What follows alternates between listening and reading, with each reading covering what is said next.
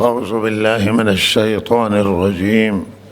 بسم الله الرحمن الرحيم. وقال الله لا تتخذوا إلهين اثنين إنما هو إله واحد وإياي فارهبون.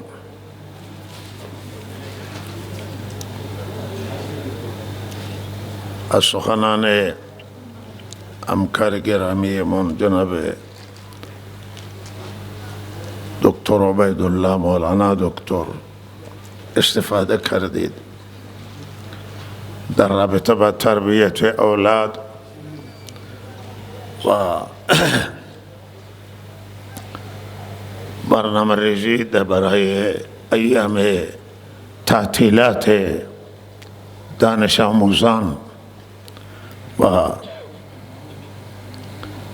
سخن مختصری انشاءالله در این باره خواهد شد. آیه از سوره مبارکه نحل خدمت شما تلاوت گردید و در این آیه الله تعالی دلائل وحدانیتش را قبلا بیان فرمودند که تنها معبودان و خالق که همه جهانیان و کائنات الله تعالی هستند، تنها خالقان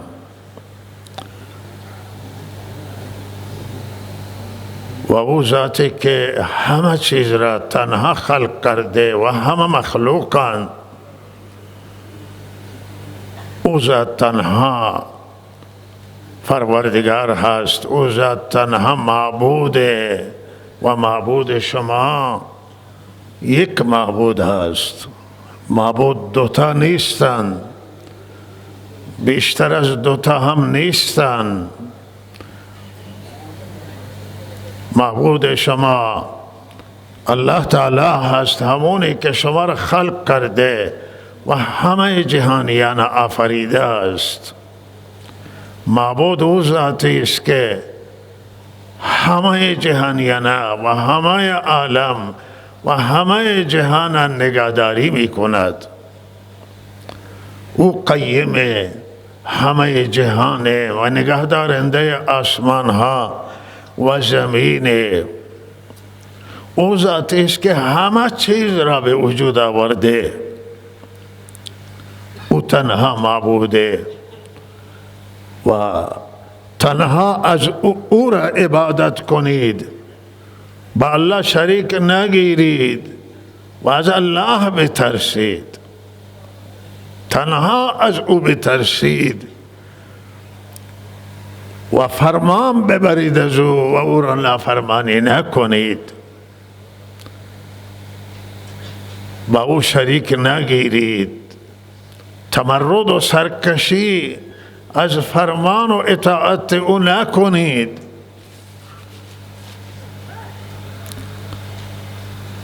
چرا که همه جهان از آن اوست و جهاندار تنها الله که همه جهان مدیریت می کند.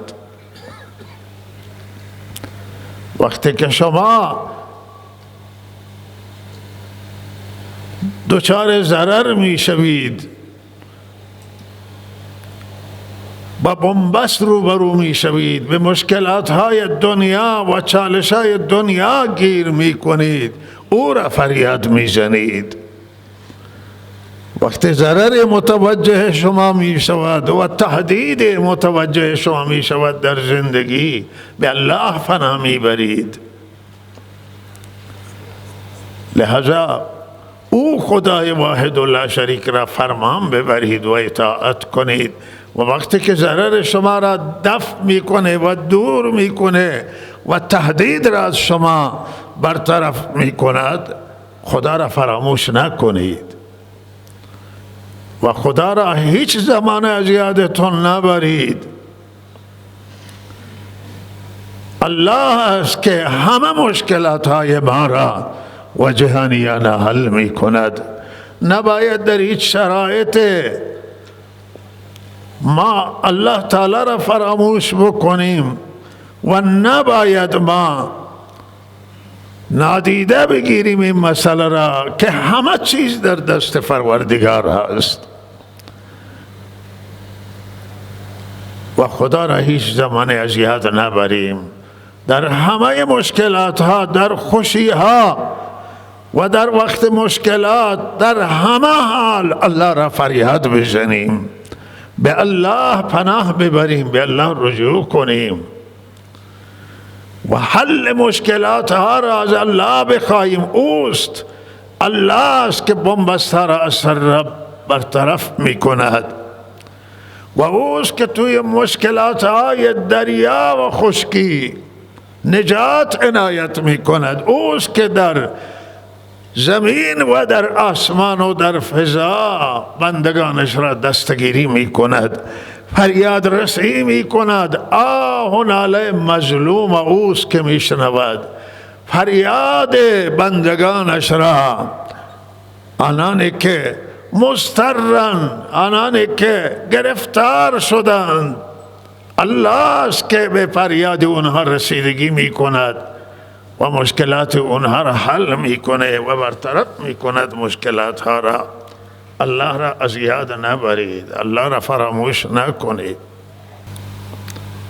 واقعا انتخاباتی که در کشور همسایه ما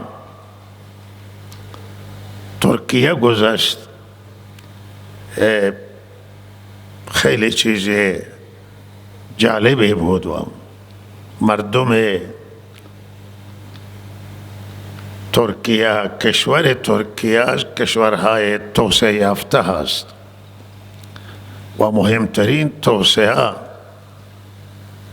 آن است که فکرها توسعه یافتگی داشته باشند، انسانها سیاست رو دید وسیع داشته باشند، تحمل مخالفان خود را، تحمل دگراندیشان داشته باشند و انتخابات یکی از این نمونه های توسعه یافتگی ملت ترکیه بود، کشور ترکیه بود که دو تا حزب رقابت کردند در انتخابات. یکی حزب حاکم بود و یک حزب مخالف بود به حکومت. هر دو تا به رقابت پرداختند و چنان رقابت در ترکیه شدید بود که ناظران می گفتند که بی سابقه هست در ترکیه این رقابت و بسیاری گفتند که ممکنه منجر به درگیری بشه و خونریزی بشه، ولی اونها واقعا نمی شناختند ترکیه را که این پیشبینی ها را کردن، هیچی نشد، دو نفر هم با هم درگیر نشدند. ولی چیزی که پیش آمد در ترکیه و همه ما را تحت تاثیر قرار داد و ملت های جهان را تحت تاثیر قرار داد، آن است که واقعا تقلبی نشد توی انتخابات، با این حال که دست حکومت جلو بود و برای یک چیز جزئی حکومت ماند. خیلی فاصلهش با فیروزی خیلی نزدیک بود و اگر اینا تعداد صندوقها را باطل می کردند که رقیب بیشتری ها را داشت، برنده می شدند و اگر مقدار کمی را درست می کردند و می ساختند هم برنده بودند.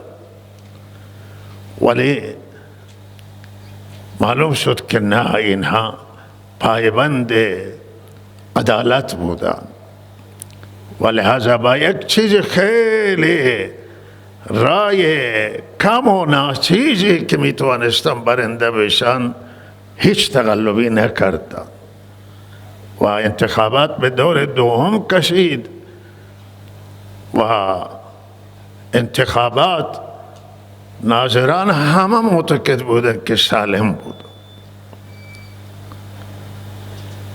و چیز دیگه که در این انتخابات بود این بود که انتخابات آزاد بود. از یک طرف کسی که بالاخره به عنوان لایق و لایق اگر این معنی را بکنیم کسی که نسبت به دین پایبند دین نیست و اسلامگرا نیست و یک طرف اسلامگرایه و کسی که اعتقاد به دین اسلام داره و نسبت به دین اسلام احساس تعهد می کند و لایق کسی که نسبت به دین اسلام احساس تعهد نداره و اسلامگرا نیست، اینها رقابتشون با هم، یعنی در یک کشور هر دو تا میتوانن بیاین شرکت کنند در کشور و انگیزه هر دو تا ساختن کشور باشه، خدمت مردم باشد. و لحظه یک چیزی خیلی جالب به نمایش گذاشته شد، این که اسلامگراها باید دیگران و دیگراندیشان را هم بپذیرند و این که توی یک کشور لایقها هم اسلامگراها را بپذیرند، چرا که دین اسلام یک واقعیت توی دنیا است، حقیقت توی دنیای و آنهایی که دین اسلام نمیشناسند و دیانت را توی دنیا قبول ندارن، منکر یک حقیقت و منکر یک واقعیت بزرگ توی دنیا هستند. واقعیت ها باید پذیرفته بشه و دموکراسی هم همینه. ما توی دموکراسی افراطی داریم، توی لایق هم لایقای افراطی داریم، توی مسلمانان هم اسلام افراطی هم هست، کسانی که قرائت از اسلام بیان می دارند که افراطیه. ما نه با اسلام افراطی همراهیم و قبول داریم، نه او دموکراسیه که بگه دموکراسی برای همه چیز است، برای اسلام نیست. بعضی همین میگن، این هم غلط، این دموکراسی افراطیه. لایق افراطی هم اونه که آقا بگه ما دین اصلا ضد دین باشه، آقا دین قبول نکنید شما، دین اختیاریه، دین اجباری نیست. اشتباهه که اگر ما خیال بکنیم که آقا فقط اسلام و دیگه هیچی نیست. نه الله تعالی نیاز دارند که مردم به زور مسلمان بشن، نه اسلام نیازی داره. اسلام به مردم نیاز نداره، اسلام دین به ما نیاز نداره، ما به دین نیاز داریم. خدا به ما نیاز نداره که همه متقی بشن، ما به نیاز داریم که متقی و پرهیزگار بشیم. ولی واقعیت ها را باید قبول کرد، واقعیت ها را باید پذیرفت و توی کشورها، هر کشوری باشه، اسلامی یا غیر اسلامی باشه، باید دیانت را به عنوان یک واقعیت بپذیرند و کسانی که اعتقاد به دین ندارند اینها هم باید پذیرفته بشن، بالاخره حقشون، حقوقشون. نگن که نه آقا این دین نداره، دین نداره، این حق داره، مال همین کشوره، مال همین آب و خاکه. و لحاظت اون چی که در این کشور توجه بسیاری را جلب کرد اینه که اینجا بالاخره به واقعیت ها را میپذیرند. بسیاری از دینداران چیز جالب که مقدار روی این مسئله دیگران هم کار کردند و ما هم کمی فکر کردیم. بسیاری از دینداران جانب او یکی دیگر را حزب خلق، حزب مخالف گرفتند که بالاخره نمایندگی میکرد لایقه ها را، او را دادن. بسیاری از نمازگزاران، بسیاری از دینداران و بعد بخشی از لایق کسانی که اعتقاد به دین نداشتن اسلامگرا را دادن. و لحاظا این تفکرات متفاوت بود، رای دادن آزاد بود و این میتوانه این مسیر اعتداله. ما اعتقاد به اسلام اعتدالی داریم. اسلام میں اگر تنها معتقد باشیم که مسلمان و بس افراط ہے، باید ہمارا قبول داشته باشید، حق ہمارا. بگیم فقط مسلمانی اشتباهه. آقا این روش حضرت رسول نیست، این سیره حضرت رسول نیست، این دستور قرآن عظیم و شان نیست. همه انسان ها حقوق دارند و حقشون باید رعایت بشه. و مردم ایران همچنان انتخابات میخواهند در کشورشون برگزار بشه که تفکرات مختلف بیاید، اسلامگرا هم بیاید. کسی که اسلامگرا نیست و برنامه داره برای ساختن کشور، برای آبادانی کشور، برای پیشرفت کشور، نباید جلوگیری بشه از او، هم بتوانه بیاید. مردم ایران الان همین خواسته ایشونه که انتخابات آزاد که میگن همین انتخابات.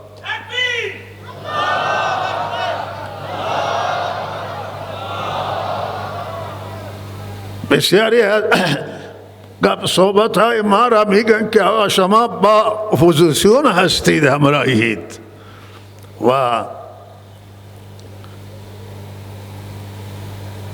آقا ما با مظلوم همراهیم، ما با حق همراهیم.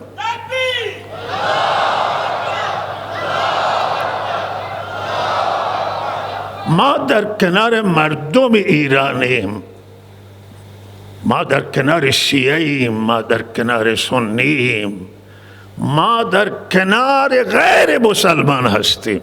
اون غیر مسلمانانی که اینجا زندگی میکنن حقشون ضایع شده و در حقشون کوتاهی شده، ما کنار حقیم.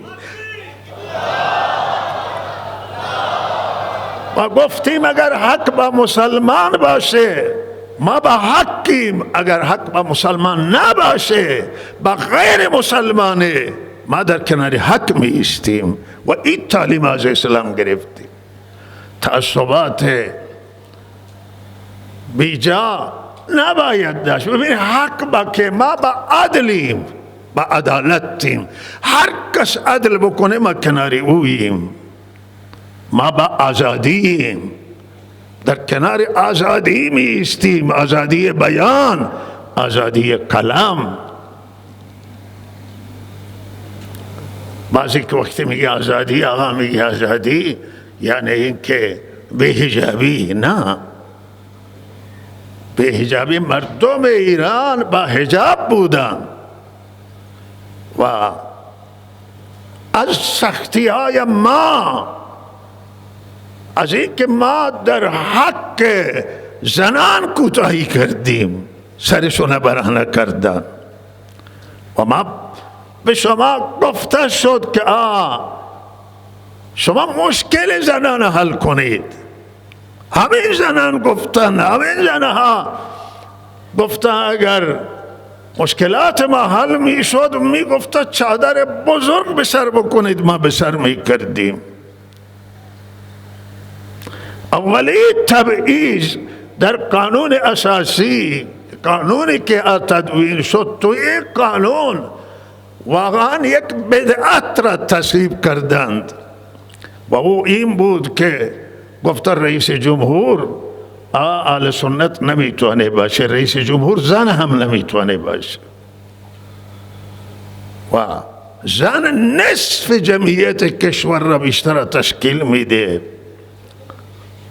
قانون تصویب کردید که قدم اول این قانون تبعیض بین مذاهب مساوات قائل نشدید. یک مذهبی را رسمی قرار دادید و بقیه را از رسمیت خارج کردید. گفتید که حقوقشون محترمه، گفتید که آزادی خودشون دارن، ولی اعمال سلیقه کردن بعد به همه آزادی را برای ما قائل نشدن. اینها در یک قانون اساسی تبعیضن. کار از اساس خرابه، کافایه خرابه. آقا وقتی که شما این زنها در دانشگاه ها تحصیل میکنند، دنبال دانشن، دنبال علمن و ای اقوامن ایرانیان، مذاهب ایرانی اهل سنت، مال همین کشور برای همین کشور مردن، چگونه شما میایید و میگید خبرگان این بدعتی بود که انجام دادن؟ گفت اهل سنت نمیتونه رئیس جمهور باشه. برای چه اهل سنت شایسته باشه و ملت ایران رایش بده؟ چرا نتوانه؟ مگه ایرانی نیست؟ مگه مال همین ابو خاک نیست؟ گفته که رجالی که در قانون آمده رجال، زنها رجال نیستن. بعضی گفتن یک زن تا حالا به عنوان ریاست جمهوری تایید شده؟ شما کسی اینجا دوستان هستن اطلاعی داره منو بگن که حرف من اشتباه نشه. شما یک زنی را شورای نگهبان تایید نکرده و من هفته گذشته عرض کردم که تمام این مشکلات از یک نکته بودی، از همین تبعیضات بودی. زنان که عصبانیان و حرف بر نمیدارن حرف شما را، که زنان میگن شما برای ما چه کردید؟ شما در حق ما تبعیض قائل شدید.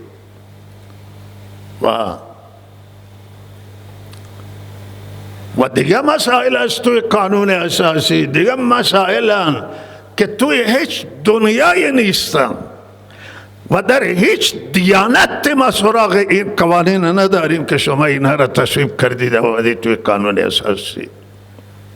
قانون اساسی همه بد نیست، همه ضعف نیست، ضعف داره، ضعف‌های داره که کشور را فلج کرده، ولی نقطه قوت هم داره و به نقطه های قوت اون که باید توجه بشه نشده. ما این صحبتمون هست. مردم و ملت و همه ما شهروند ایران هستیم، تو این کشور زندگی میکنیم. نفع باشه میرسه، ضرر باشه به همه ما میرسه. دود این کشور به چشم همه ما میرود.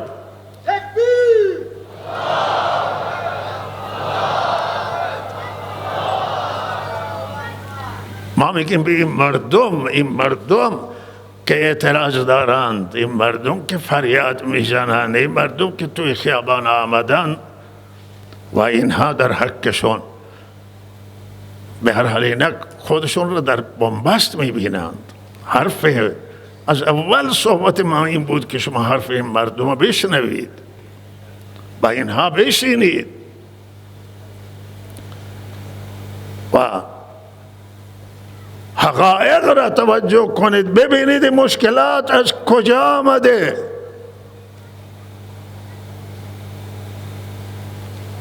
جلو اصلاحات را گرفتید،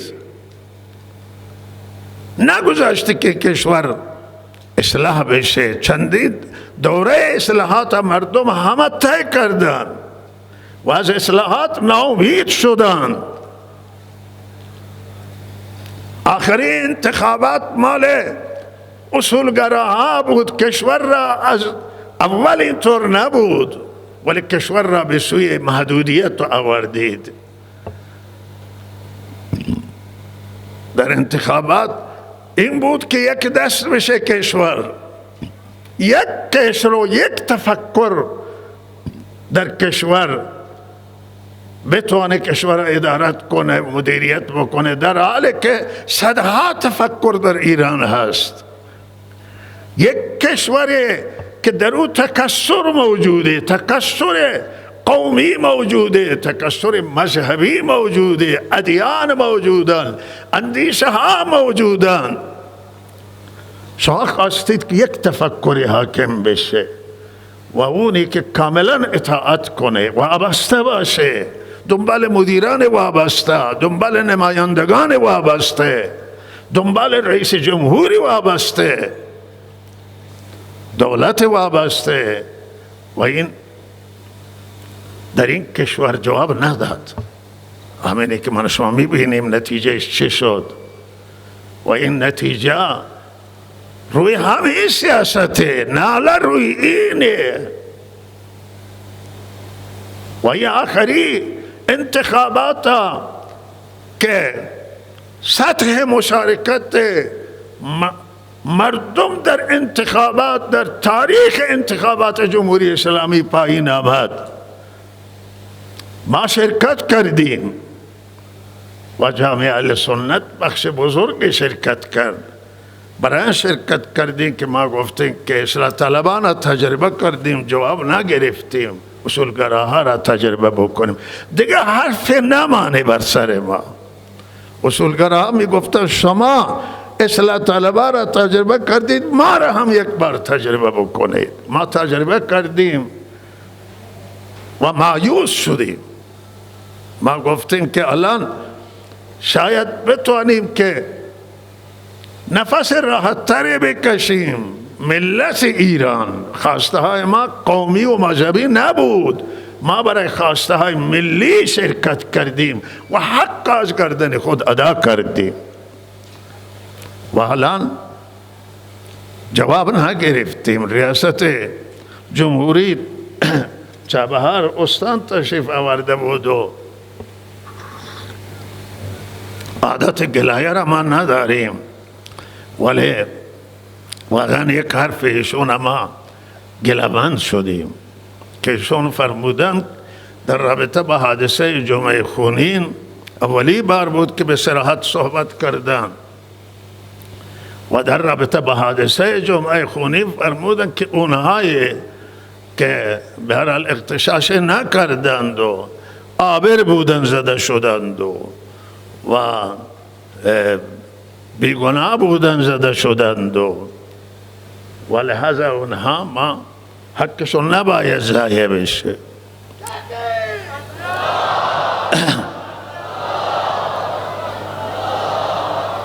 ما از سخنان این برداشت کردن که واقعیت هنوز به رئیس جمهور گزارش داده نشده که آنچه که توی جمعه خونین گذشت اینجا کسی مقصری نبود، نه اینجا اعتراضی بود. صحبت اینجا همیشه بوده، نه از 30 سالی که صحبت میشه، صحبت دلسوزانه، صحبت خیرخواهانه، انتقاد سازنده اینجا جریان داشته در گذشته. همون روند اتفاق در چابهار پیش آمده، اینجا هم صحبتی شده و توصیه شده که عدالت کنید، به حق رسیدگی کنید. توصیه شده که اعتراض حق مردمه و مردم توصیه شده که نقصان نرسونن. اعتراض سالم گفته شده، همون سخنان موجودن حق مردمان.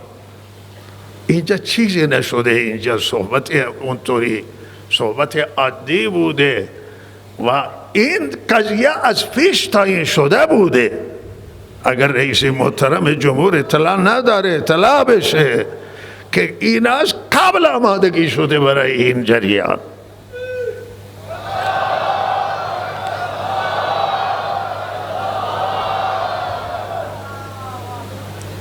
اون مستند موجوده که هیچ کسی اول هیچ چیزی نبوده، مردم به صورت عادی نماز میخوانند و تیراندازی شروع میشه، عده میرن به سمت پاسگاه و الا مردم با پاسگاه اینجا همیشه مشکلی نداشته، پاسگاه با مردم نداشته. و این کسانی که بالاخره این مسئله اتفاق پیش آمده است، اینجا کسی اختشاش نکرده، اختشاش بوده بعد از این جریان. و کیا اختشاش کردن اونا را الله تعالی میدانه و مسئولان باید بدانند. و اما او اتفاق که اینجا پیش آمده، مردم در داخل مصلا جای نماز به شانه ایشون رئیس محترم باز بررسی بکنه و فرمودن که من وزارت وزیر کشور را فرستادم، وزیر کشور شما تشریف آورد، ما هم دیدیم، ولی نظرات که وزیر کشور دادند مردم ما راضی نشدند.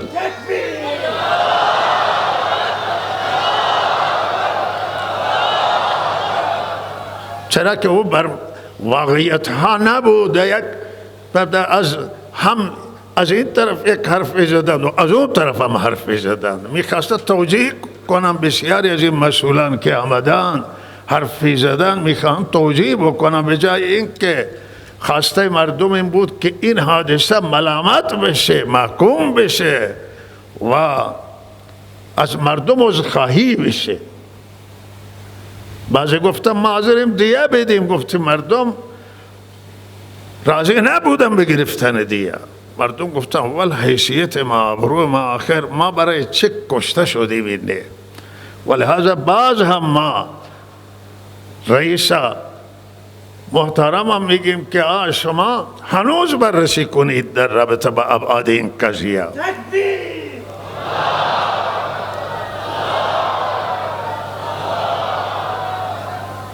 و واقعا ما گلایه من نکردم، ولی من امروز این گلایه را از ریاست جمهوری دارم و از تیم رئیس جمهور که در انتخابات صحبت داشتند با نخبگان اهل سنت و به اونها قول و وعده دادم. ما سخت گلایه داریم.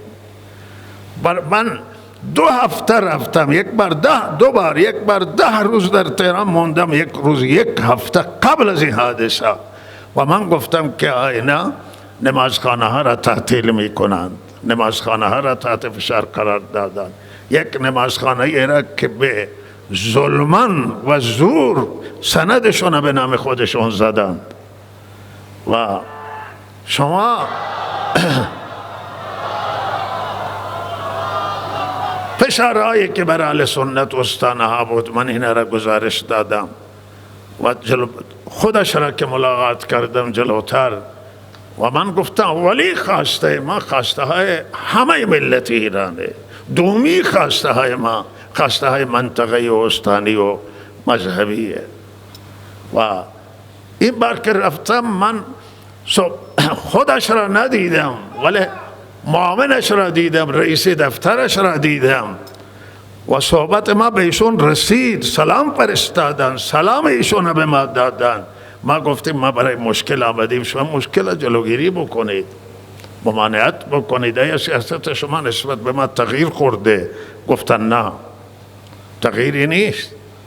شاید هم هست اونجا که من با اونا صحبت کردم، با من دیگر افراد بوده، گفتن سیاست نسبت به اهل سنت تغییر نخورده. ما گفتیم پس اینهایی که این کارا را میکنن شما اینها را جلوگیری بکنید. مردم باید در جمهوری اسلامی به راحتی نماز بخونن.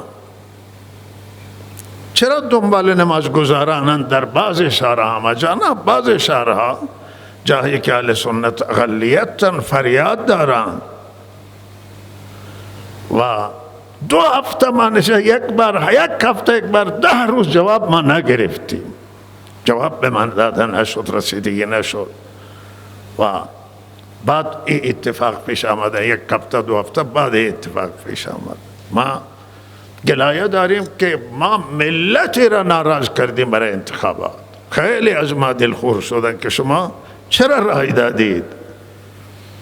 ما گفتیم که رای با همه مشکلات دادیم و متاسفانه او انتظار برآورده نشد. وعده هایی که دادند وعده ها متحقق نشد.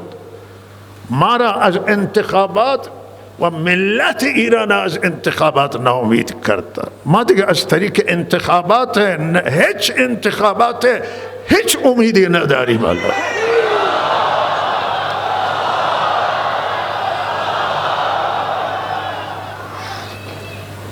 مگر اینکه یک تحول اساسی بیارید. با این روند که الان بعض احزاب کار میکنند و بعض گروه ها کار میکنند، فکر نکنند که ملت ایران اینا را جواب بده. مردم ایران چگونه زندگی کنند؟ شما خودتون فکر کنید که با 43 میلیون شما، 43,000 شما $1، ببخشید 53 میلیون تومان شما $1,000 و با $1,000 اولا 53 میلیون چه کسی درآمد داره که 53 میلیون درآمد داشته باشه 1,000 بشه $؟ با این تورم، با این گرانی فکر کنید که وزیرم نمیتونه زندگی بکنه، که حقوقش بالای، نماینده‌ام نمیتونه، استاندارم نمیتونه. حالا او دور که مردم سنگ به شکم ببندن رفته است و مردم گرفتارند و بالاخره شما چاره بیندیشید برای این کشور، برای این ملت هستین. این مطمئن باشید که با اعدام نمیشه جلوی ملت ها گرفت و کانه کرد.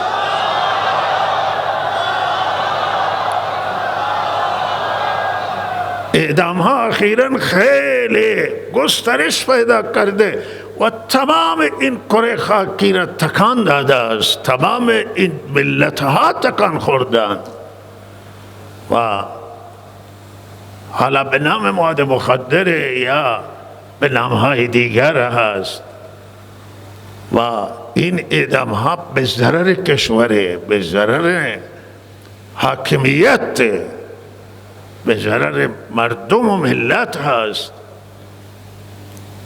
به ضرر دین. چون اینها به نام دین، یکی گفته بود که ما را دین میکشه. من این خیلی من تکان داد، گفت که ما را دین میکشه، اسلام ما را میکشه. این حرفش اشتباه بود. اگر میگفت که به نام دین ما را میکشن، به نام اسلام هنوز این توجیه داشت، ولی توی دین این اعدام ها نیست، توی دین اسلام نیست. دین اعتدالی در قرائت جمهور امت و اکثریت امت، در قرائت ما از دین اعتدالیه و در قرائت اعتدالی این مسائل نیست. اینا بیشتر برداشت های شاخه های مختلفن و مسئولیتشون به خودشونه، نه به اسلام. اسلام از این مسائل دوره. قتل عمد بله، اگر کسی قصداً کسی را بکشه بدون شکنجه، بدون اجبار و اکراه، اعتراف صورت بگیره، اقرار صورت بگیره، شاهد باشه، گواه باشه، قتل عمد قصاص داره. دیگه قتل ها خیلی انگشت شمار و محدود نیست و بالاخره اینها به نام اسلام نباید ثبت بشن، نباید جهانیان این اعدام ها را به نام دین ثبت بکنند. آی جهانیان، نباید اینها را به نام دین ثبت بکنید، نباید به نام اسلام ثبت بکنید. اسلام از این مسائل بدوره و این دفاع من از اسلام میکنم و وظیفه ما هست که از دین نباید هیچ حکومت به نام اسلام در هیچ جای از این کره خاکی مردم از اسلام نفرت بده، مردم از اسلام فرار بده. و لحاظا ما معتقدیم که هیچ راهی نیست، از هیچ راه فشار، زندان و برخورد نمیشه نتیجه بگیریم، برای اینکه ملت گرسنه است. ملت احساس تحقیر میکنه، ملت احساس بنبست میکنه، برای خودش راه خروج نمیبینه. و لحاظا شما مشکلشون باید حل بشه، مشکل حل بشه. شما در رابطه با حجاب و در رابطه با مسائل دیگه الان اینا رنگ دیگری گرفتن، رنگهای مبارزه گرفتن. و وقتی که این مسائل می آید همه از واقعیت ها فاصله می گیرن. شما مشکل حل بکنید، بنبست حل بکنید. وقتی که این مشکلات حل بشه همه چیز حل میشه. همه ملت ایرانی، ما معتقدیم همه ملت ایرانی، ما دلمون برای همه میسوزه، ما گفتی خیرخواه همه ایم. و اینجا چیزی که صحبت میشه خیرخواهیه. شما به حرف خیرخواه توجه کنید.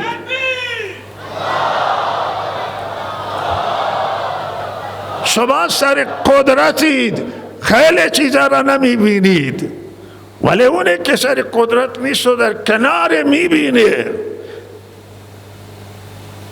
نگاه کنید که اونها که در کنارن اونها چه میبینن. در کشور ما متاسفانه که به این طرف آمدیم نخبه گریزی شده است. نخبه ها و انسان های که فکر روشن دارند، انسان هایی که شایسته مدیریتن، میتوانند کشور نجات بدن، کشور متحول بکنن، بنبسته را بشکنن.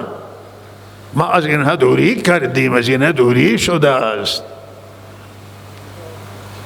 و باید این نخبه ها بیایند که توانایی دارند و شایستگی دارند و این کشور را بسازند، یک کشور آباد بشه، کشور توش آزادی های که لازمه زندگی هست و اولین حق بشری آزادی باید داشته باشه. این آزادی های لازم فراهم بشن و همه چیزی که ضروری هست و لازمه باید در این کشور فراهم بشه. و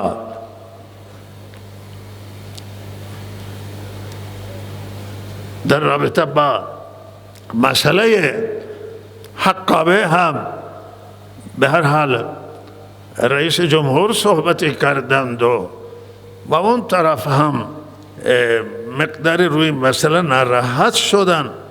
بهتر است که حقابه از طریق گفتگو حل بشه. واقعا مردم سیستان واقعا در تنگنا و بنبست قرار گرفته. اگر آب نباشه سیستان قابل زندگی نخواهد بود و جمعیت بزرگ اینجا زندگی میکنه.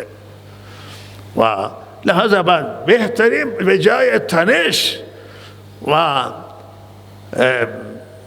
دو طرف که هر دو ما کشور همسایه هستیم و با هم زندگی مسالمت آمیزی داشته مداریم و در مشترکات خیلی در سطح بالان، آنی که به نظر ما پیشنهاد میکنم که یک هیئت از طرف ایران تعیین بشه که در اونها قانوندان و کارشناس باشن، متشکل از افراد قانوندان و کارشناس باشه اون طرف هم تشکیل بشن و اینها با هم گفتگو کنند، ببینند که چه اندازه آب آمده، حقابه این رعایت شده نشده، آبی وجود داره نداره، بره عملا ببینند و مسئله را حل کنم بهتری از این طریق، و تا اینکه تنش باشه و تا اینکه به هر حال کلا حرفای تند و تیزی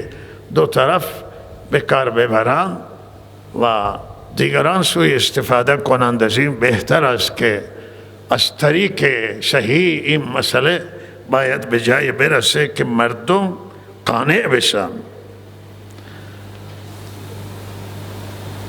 تاکید بنده آن است که شما برای فرزندانتون در ایام تعطیلات برنامه ریزی بکنید و الان که 3 ماه 4 ماه عملا بچه ها تعطیل هستند، دانش آموزان دانشگاهیان، ما این وقت به هدر ندن و این وقت باید برنامه ریزی بشه، کلاس دایر بشه توی مساجد، از مسجد استفاده بشه، هم برای قرآن آموزی، قرآن مردم یاد بگیرن، احکام یاد بگیرن، هم برن علم یاد بگیرن، هم در مساجد معلمان محترم فرهنگیان برای کلاس تشکیل بدن، روی مسائل مختلف این دانش آموزان کار بکنن، کسانی که بالاخره در ریاضی کم مشکل دارن، کسانی که در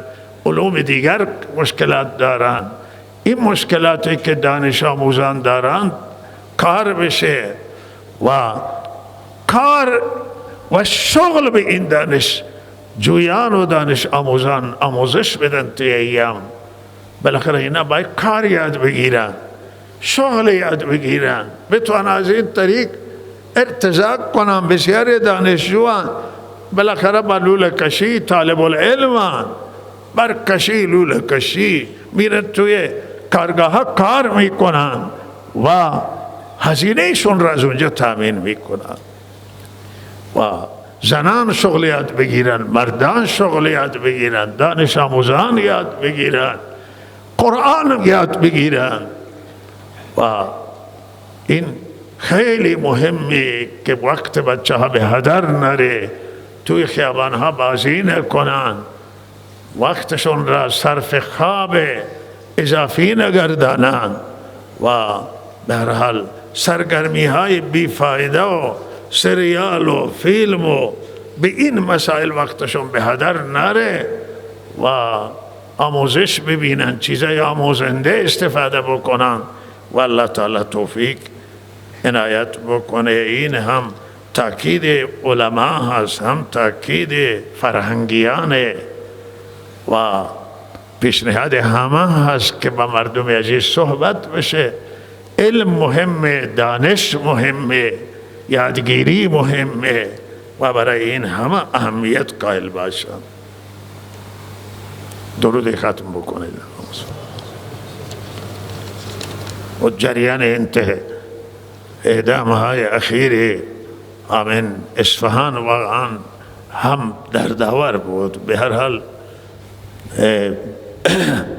مشکلات اساسی که باید رویش فکر بشه اینه که همین روی اعترافات و بالاخره از یک طرف مسئولان گفتن، مسئولان قضایی که و امنیتی که اینها اقرار کردند و اعتراف کردند به قتل و از طرف اونا از داخل زندان پیام فرستادن که ما را مجبور کردند، ما روی اجبار این اعترافات کردیم. یک خیلی چیز مهمی است و لحاظا مردم همه ایران و دنیا خواستار شدن که شما اعدام اینها را متوقف کنید.